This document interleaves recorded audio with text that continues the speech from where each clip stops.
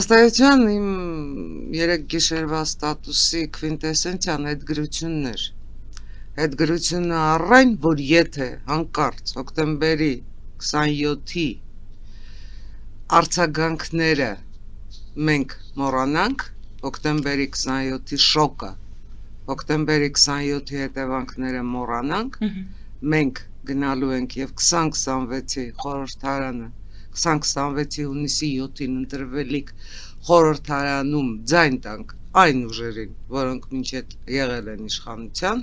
եւ որոնք դարձյալ հավակնում են իշխանության, կամ մեկ ուժի, կամ բոլորին միասին, այստեղ որևէ տարբերություն չկա, որովհետեւ գումարելիների տեղափոխությունից գումարը չի փոխվելու։ Մենք դարձյալ պետականության տակ դնելու ենք այն ականը, այս անգամ դանդաղ գործողականը, որը պայթեց հոկտեմբերի 27-ով, որովհետև դե ֆակտո այս ամեն ինչի ձեռագիրը այն ժամանակ էլ հիմա էլ նույն կետում է։ Դա կարծում եմ բոլորի համար այլևս ակնհայտ է։ Եվ այո, հունիսի 7-ի ընտրություններին, եթե Կրեմլի վկաներից որևէ մեկը հայտնվի խորհրդարանում, դա ական է հայոց պետականության եռաբլուրի եւ այն երեխաների համար, որոնք նույնիսկ դեռ չեն ծնվել։ Ես կարծում եմ, որ իմ զուգահեռը բացարձակապես տեղին է եւ բացարձակապես հիմնավոր է, որովհետեւ երբ Վազգեն Սարգսյանը Ամերիկայի Միացյալ Նահանգներ այցից վերադարձավ եւ պատմեց, թե ինչ հանդիպումներ է ունեցել Ամերիկայի Միացյալ Նահանգներում, ինչ պայմանավորվածությունների է եկել Ամերիկայի Միացյալ Նահանգներում, ասուլիսը տևեց մոտավորապես երևի ժամ ու կես, որից հետո պատասխանեց լրագրողների հարցերին, այդ ամեն ինչից ակնհայտ էր դառնում, որ Հայաստանի Հանրապետության տնտեսության զարգացումը այլևս բացարձակապես խնդիր չէ։ Թե համաշխարհային բանկը, թե Եվրոբանկը, այն ժամանակ Եվրոբանկ էր կոչվում, թե Ամերիկայի Միացյալ Նահանգների Ալբերտ Գորի հետ էր եղել հանդիպումը, թե Ամերիկայի Միացյալ Նահանգների այդ պահի գործող իշխանությունները Հայաստանի Հանրապետության համար նախապատրաստել էին այնպիսի տնտեսական զարգացման ծրագիր, որով Հայաստանի Հանրապետությունը ընդհանրապես դառնում էր տարածաշրջանում ամենազարգացած տնտեսություն ունեցող երկիրը։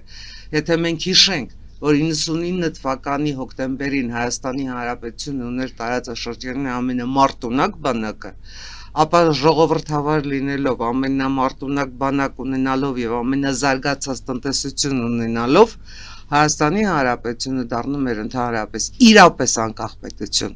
Իսկ իրապես անկախ պետությունը այլևս ընդհանրապես կարիք չուներ Ռուսաստանի։ Դա էր ամբողջ ֆոկուսը։ Բացի այդ, պայմանավորվածություններ կային թե հայ-թուրքական սահմանի բացման, թե Թուրքիայի հետ դիվանագիտական հարաբերությունների հաստատման, թե Արցախի հարցի լուծման։ Հեյդար Ալիևի հետ կար պայմանավորվածություն, բայց դա բացարձակապես չի վերաբերում Մեղրիի տարբերակին, Մեղրիի տարբերակով չէր լինելու այդ լուծումը։ Եվ 27-ը հենց այդ ամեն ինչը կանխելու Հայաստանի Հանրապետությունը ընդհանրապես Կրեմլի վասալ դարձնելու ծրագիր էր, ինչը եւ դժբախտաբար իրագործվեց։ Հիմա թրիփին վերջին հայտարարությամբ ասում են թրիփի ինչն է լավ, եթե 74% բաժնեմասերի պատկանելու է ամերիկյան ընկերությանը, իսկ ընդամենը 26% պատկանելու է Գույք պարտքի դիմացի ինչն էր լավ, երբ 100% նվիրվում էր Ռուսաստանին, որևէ մեկ այդ հարցին պատասխանել է։ Բաքու Ջեյհանի ինչն էր լավ այն ժամանակ, երբ Ադրբեջանը ուներ ընդամենը 10%։ Լավ էր։ Մեն Բաքու Ջեյհանը, որի շնորհիվ Ադրբեջանը հասավ իր տնտեսական անկախությանը, որի շնորհիվ հասավ իր բանակի հզորացմանը, որի շնորհիվ հասավ 2020-ի հաղթանակին նաև, ոչ միայն դրա շնորհիվ։ Գիտեք, երբ դու ստանում ես անվտանգության երաշխիք, Եվ դու ստանում ես քո ենթակառուցվածքները զարգացնելու հնարավորություն, եւ դու ստանում ես ընդհանրապես զարգանալու, մայրցամաքներ միմյանց կապելու հնարավորություն, ու դա չի վերաբերում միայն երկաթուղուն, դա վերաբերում է թե գազատարին, թե նավթամուղին, թե մալուխին, թե էլեկտրահաղորդման գծերին, ինչ 26%-ի մասին է խոսքը։ Ինչ 26%-ի մասին է խոսքը։ Դա ինչ հաշվապահություն է։ տնտեսությունը եւ քաղաքականությունը իրար սերտ շահկապված են։ Եթե դու հասկանում ես թե քաղաքականության բովանդակությունը, թե տնտեսության էությունը, իսկ եթե դու փորձում ես պարզապես անել քաղաքական շահարկումներ, ստացվում է, որ դու նաեւ տնտեսությունից ոչինչ չես հասկանում, որովհետեւ տնտեսության մեջ միայն տեսնում ես մարտահրավեր, բայց ոչ շանս։ Ընդ որում մարտահրավեր, որովհետեւ դա թելադրված է տեսնել Մոսկվայից, որովհետև եթե կա տրիպը, ուրեմն նոյեմբերի 9-րդ կետը չկա, այստեղ սկսվում է 26%-ի հեքիաթը։ Կարող էինք ավելին ստանալ Տիկին Ադամյան։ Իսկ ինչպես էինք ավելին ստանալու։ Այստեղ ինչն է որոշիչ դեր խաղացել։ Այն պարագայում, երբ Հայաստանի Հանրապետությունում անցած տասնամյակներում որևէ ենթակառուցվածք այդ տարածքում չի եղել, չի գործել։ Ավելին, անցած տասնամյակներում ամենայն դեպս 99-ից հետո այդ ամեն ինչը քանդվել է եւ վաճառվել։ Ու եկեք հասկանանք նաեւ այստեղ մենք գերեք ես կարծում եմ, որ այս պարագայում ես ոչ թե պետք է հետաքրքիր, եթե մենք մտածում ենք Հայաստանի Հանրապետության ու Հայաստանի Հանրապետության զարգացման մասին, այս պարագայում ես պետք է հետաքրքրի ոչ թե այդ 26%-ը, այլ մեզ պետք է հետաքրքրի առաջին քաղաքական հարց, երբ է հայ-իրանական եւ հայ-թուրքական սահմանից դուրս գալու ռուս սահմանապահը։ Երբ, որովհետեւ ակնհայտ է, որ հայ-թուրքական սահմանը չի բացվի, քանի դեռ այնտեղ են ռուս սահմանապահները։ Եվ հայ-իրանական սահմանից եւս նրանք պետք է հեռանան, որպեսզի տրիպը սկսի լիարժեք գործել։ Դա մեկ, եւ երկրորդ խնդիրը, որի մասին բազում հարցազրույցներում հենց ձեզ հետ մենք խոսել ենք։ Հայկական երկաթուղին, որը տրվել է կոնցեսիոն կառավարման ռուսներին, Ռոբերտ Քոչարյանի պաշտոնավարման վերջին օրերին, 20 տարով, ոչ թե 30, այլ 20 տարով, որը լրանում է 28 թվականին։ Ինչքան ենք այդ հարցը մենք համատեղ իդեպ արձարծել, որ պետք չէ սպասել 28 թվականին, որովհետև կամ բոլոր հնարավորությունները իր պայմանագիրը ընդհանրապես վերանայելու, քանի որ ռուսական կողմը իր պարտավորություններից որևէ մեկը չի կատարել։ Եթե կարծում եք կատարել է, եկեք համատեղ անցնենք այդ բոլոր տեղերով եւ տեսնենք քանի կայարան է գործում։ Ընդհանրապես քանի կայարան կա։ Սասունցի Դավիթի, Երևանի Սասունցի Դավիթ կայարան չհաշված։ Քանի ենթակառուցվածք է գործում, ինչ վիճակում են երկաթուղագծերը։ Չէ՞ որ երբ հանձնվում էր կոնցեսիոն կառավարման, այդ ամեն ինչը պետք է գործեր։ Բայց ռուսները չգիտես ինչի որոշեցին, որ դե միևնույն է Վրաստանի հետ սահմանը չի բացվելու, Ադրբեջանի հետ սահմանի մասին ընդհանրապես մոռացեք, ինչի մասին է խոսքը, դա ներպետական երկաթուղի է, որը կարող է եւ չգործել։ Որևէ մեկը հաշվել է, թե եթե այդ ներպետական երկաթուղին սոսկ Հայաստանի Հանրապետության սահմաններում գործեր, մենք ինչ եկամուտներ կստանայինք այն պարագայում, որ այդ եկամուտները, այդ գումարները, ոչ թե եկամուտները, այդ գումարները ստիպված էինք ծախսել ավտոճանապարհների վրա։ Եթե գործեր երկաթուղի։ Որևէ մեկը հաշվել է, թե ինչքան ներդրում պետք է աներ Ռուսաստանը, որ ընդհանրապես չի արել։ Կոռուպցիոն ինչ սխեմաներ են այս ընթացքում գործել։ Ինչու 2018 թվականի Թավշյա հեղափոխությունից հետո, երբ փորձեցին հասկանալ ինչ է կատարվում ՌԺԴ-ում, Լավրովը ժամանեց Երևան։ Ինչու։ Եվ ինչու նրա ժամանումից հետո այդ խնդիրը մղվեց երկրորդ պլան։ Եվ վերջապես Նիկոլ Փաշինյանը գնաց հանդիպեց Պուտինի հետ եւ այդ խնդիրը դրեց, եթե դուք չեք կարողանում կոնցեսիոն ձեր պարտավորությունները կատարել, Հայաստանի Հանրապետությունը պատրաստ է սեփական բյուջեից այդ հարցը լուծել։ Մեկ ամիս է անցել համարյա, մենք ունենք պատասխան։ Եթե լիներ, կարծում եմ կլիներ հրապարակային։ Հիմա մեզ համար շատ ավելի կարևոր չեն այս հարցերը, որպեսզի վերջապես այդ ծրագիրը, որը օր առօր մարմնավորվում է, սկսի աշխատել, քան թե ինչու 26%, հենց այդպես 26%, 26%, որովհետև դուք չունեք ենթակառուցվածք, 26%, որովհետև մարդիկ գալու են եւ գրեթե 0-ից սկսելու են աշխատել, ու այդ 0-ից սկսելու ներդրումների ծավալը պարտադրում է հենց այդ իրենց 74%-ը։ Եվ ի տարբերություն Եվ իդեպ այդ 26%-ը, եթե հաշվում է գումարային, դուք ասում եք միայն տոկոսը, որը 74-ի համեմատ բնականաբար փոքր է ինչու, բայց եթե դուք սկսեք գումարային ծավալով հաշվել, հավատացնում եմ ձեզ, որ դա բավականին մեծ գումար է։ Եվ ի տարբերություն նույն Ռուսաստանի, այստեղ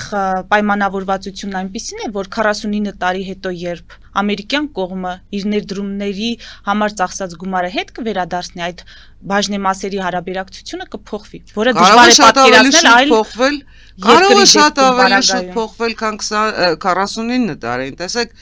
Ռուսաստանի դեպքում մենք ընդհանրապես ոչինչ չէինք ունենալու, ոչինչ։ Ռուսաստանի դեպքում մենք ունենալու էինք պատով անջատված տարածք, որի ներսում գորշ գոտի էր լինելու, մենք չէինք հասկանալու այդտեղ ինչ է կատարվում։ Հայաստանի Հանրապետության, իբրև ինքնիշխան պետության որևէ օրենք այդ գորշ գոտում չէր գործելու։ Միթե սա ավելի նախընտրելի է, քան տրիպը։ Ես չեմ հասկանում մարդիկ եթե ունեն տրամաբանություն, ինչու է տրամաբանությունը աշխատում է մի ուղղությամբ միայն, ինչ անել անուն Ռուսաստանի։ Տիկին Ադամյան, երեք վարչապետը հայտարարեց, որ այո, միանշանակորեն Հայաստանի եւ Ադրբեջանի էներգետիկ համակարգերը միանալու են իրար եւ փոխադարձաբար նույն պայմաններով օգտվելու են եւ արտահանման եւ ներմուծման հնարավոր պայմաններից։ Սա երեկվանից դարձել է օրվա խոսք եւ մեկնաբանվում է, որ այսպես է լինում կլանումը, երկրի կլանումը առանց կրակոցի, Ֆրանսիայի եւ ԱՄՆ-ի հետ սեփական էներգետիկ հնարավորություններն ուժեղացնելու փոխարեն Նիկոլ Փաշինյանը էներգետիկ կապվածության մեջ է դնում Հայաստանը Ադրբեջանից։ Սա ինչպես կմեկնաբանեք։ Երեք ես ստիպված եմ վերադառնալ իմ վերջին նախադասությանը, եւ դու ամեն ինչ դիտում ես այն տեսակետից, որ տեսակետից քեզ թելադրում են, դու քո երկրի շահերը չես տեսնում։ Եթե դու Ադրբեջանի հետ էներգետիկ կախվածությունից ես մտածում, չես մտածում, որ Ադրբեջանն էլ քեզնից է էներգետիկ կախվածության մեջ, որ դա փոխադարձ կախվածություն է։ Եվ վերջին հաշվով, եթե Նիկոլ Փաշինյանը փորձեր Ամերիկայի Միացյալ Նահանգների հետ այդ հարցը լուծել, պատկերացնում եք ինչ քննադատությունների տարափեղեղ էր տեղալու, կամ Ֆրանսիայի դեպքում, կամ Ֆրանսիայի, նույն Ֆրանսիայի, ինչու ոչ Ֆրանսիայի։ Գիտեք, բոլոր այդ քննադատության հեղինակները գլոբուսի վրա ունեն միայն մեկ երկիր, ես հոգնել եմ արդեն այդ մասին խոսելուց։ Ես կարծում եմ, որ բոլոր նրանք, ովքեր Հայաստանի Հանրապետության ինքնիշխանությունը պատրաստ են եւ տասնամյակներով ստորադասել են Ռուսաստանին, նրանց ընդհանրապես որևէ տեսակետ մեկնաբանելը սոսկ նրանց ֆորատալ է, նրանց տիրաժավորել է, ու պետք չի նրանց տեսակետները ներկայացնել լայն հանրությանը, որովհետև իրենք ունեն այդ հնարավորությունը, իրենց լրատվամիջոցներով, իրենք կարող են իրենց խոսքը սոցիալական ցանցերով տեղ հասցնել, պետք չի ավելորդ անգամ մարդկանց նյարդերը սղոցել այդ անհեթեթություններով։ Հայաստանի Հանրապետությունը պետք է զարգանա։ Զարգացման հնարավորություն այսօր Հայաստանի Հանրապետությունը տալիս է Ամերիկայի Միացյալ Նահանգների հետ տրիպ ծրագիրը։ Զարգացման հնարավորություն Հայաստանի Հանրապետությանը տալիս են Եվրամիության հետ հարաբերությունները։ Համենայն դեպս պատերազմից հետո այն հանգամանքը, որ Հայաստանի Հանրապետության վրա ոչ Ռուսաստանը կամ Ռուսաստանի սադրանքով Ադրբեջանը չհարձակվեցին, մենք շնորհակալ պետք է լինենք Ամերիկայի Միացյալ Նահանգների նախորդ իշխանությանը եւ եվրադիտորդներին։ Գոնե այդքանը կարծում եմ բոլորը բացահայտորեն պիտի խոստովանեն, որովհետև Հայաստանի Հանրապետության ինքնիշխան տարածքի այն հատվածները, որ մենք ցավոք կորցրինք, դարձյալ կորցրեցինք ռուսների հերթական դավաճանությամբ, որովհետև ռուսների խնդիրը այստեղ պետություն ունենալը չէ։ Եվ դա իրենք արդեն ասում են բացահայտ հայտարարում են Դուգինները, Զախարովաները, Սալավիովները, շատ ավելի բարձր Լավրովները։ Իդեպ Լավրովի այդ հայտարարությունը ոչ առաջի անգամ է, ցավոք թերևս ոչ էլ վերջին անգամ է։ որովհետև այն ամեն ինչը ինձ Լավրովի գործունեության հիմքում եղել է իբրև Ռուսաստանի Դաշնության արտաքին քաղաքականություն, եղել է ագրեսիա բոլոր պետությունների նկատմամբ։ Հայաստանի Հանրապետությունն այդտեղ եզակի չի։ Իսկ ինչ է նշանակում Վրաստանի դեմ հարձակումը։ Ինչ է նշանակում Մոլդովայի դեմ վարած քաղաքականությունը եւ վերջապես ինչ է նշանակում պատերազմը Ուկրաինայի դեմ։ Պատերազմը Ուկրաինայի դեմ, որը շատ ավելի արդեն երկար է, քան երկրորդ համաշխարհային պատերազմի մաս դարձած հայրենական պատերազմներ։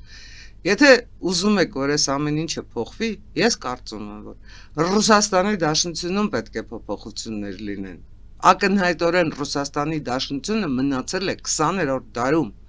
Ռուսաստանի Դաշնությունն աշխարհաքաղաքական փոփոխությունների մասին դատում է իր կայսերապաշտական կարծրատիպերով, որովհետև Ռուսաստանի Դաշնության համար 21-րդ դարը դեռ չի եկել։ Ռուսաստանի Դաշնությունում ժամանակները չեն փոխվել։ Նաև մտածելակերպն Վլադիմիր Պուտինին թվում է, թե ինքը նոր եկել է իշխանության, նոր գուցե 2002 թիվն է, 2003 թիվն է, չգիտեմ, այնտեղ 4 թիվն է, որ թիվն է, նոր եկել է իշխանության եւ պետք է դեռ անverջ իշխի։ Այդպես չի լինում։ Ժողովրդավարության ռուսական մոդելը այլևս վաղուց վերածվել է բռնապետականի։ Մենք դա պետք է հասկանանք։ Եվ այն բոլոր հարաբերությունները, որ մենք ունենք Ռուսաստանի հետ, որևէ զարգացման երաշխիք չունեն, ոչ թե որ Հայաստանում հակառուսական տրամադրություններ են գեներացվում կամ չգիտեմ ինչ, այլ ոչ,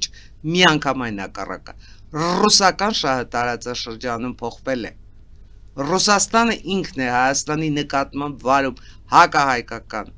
հակաքրիստոնեական նույնիսկ քաղաքականություն, թեպետ չգիտես ինչի, այնտեղ նույնիսկ պաշտպանում են, ասենք, քրիստոնեական արժեքները Հայաստանի Հանրապետության իշխանությունից, պաշտպանում են Հայաստանի Հանրապետությունում կոռուպցիոն սխեմաներով գործող մարդկանց, անվանելով քաղբանտարկյալներ, մոռանալով, որ իրենց բանտերում հենց իրենց բանտերում են իրական քաղբանտարկյալները, որոնց կեսը արդեն կամ թունավորվել է, կամ մահացել է, կամ անհայտ կորած է, կամ էլ երկրից վտարանդվել է։ Հիմա դու այդ երկրի քաղաքականությունը ինչպես մեկնաբանես, ինչը մեկնաբանես։ Գիտեք, ես արդեն իսկապես ինձ համար այս ամեն ինչը մի քիչ նույնիսկ դժվար է, որովհետև ես անդադ ստիպված եմ խոսել Ռուսաստանը են։ Հավատացեք, դա ինձ հաճույք չի պատճառում։ Ես այդ ամեն ինչի մեջ իսկապես մեծ ցավ եմ ապրում ռուս ժողովրդի համար, որը նույնքան թերևս եւ հալածյալ է, եւ քաղբանտարկյալ է իր իսկ երկրում, եւ նույնքան ու ավելի գուցե զրկանքների է ենթարկվում, քան անգամ Ուկրաինայի ժողովուրդը, որովհետեւ երկու երկրներն էլ հավասար զավակներ են կորցնում։